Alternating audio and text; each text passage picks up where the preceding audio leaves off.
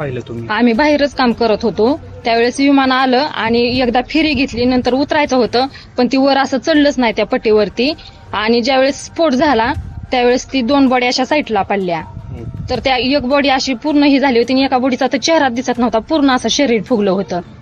तुम्ही हा अपघात पाहिला का डोळ्यांनी? हा, डोळ्यांनी पाहिलं. आम्ही घराच्या पाठीमागच काम चाललं होतं आमचं. नेमकं काय घडलं त्यावेळी? त्यावेळेस विमान गावाकडूनच येत होतं, असं खूप अंतराव खाली होतं, वरती नव्हतंच ती.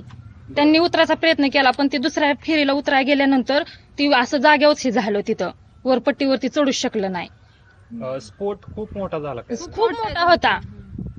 आणि नंतर काय परिस्थिती झाली स्फोटानंतर? स्फोट झाल्यानंतर आम्ही इथून पळालो, पाणी घेतलं पण ती आमची सुद्धा शक्यता नव्हती ती असं हे करायची, पाणी वाचण्याची. आम्ही खूप घाबरलेलो. त्यावेळेस दोन्ही साईडला 2 बॉड्या पडल्या होत्या आणि ती पूर्ण एक बॉडी नाही, चेहरा तर काही दिसत नव्हता पण पूर्ण पांढरा शुपत माणूस आणि असं पूर्ण फुगलेली बॉडी होती.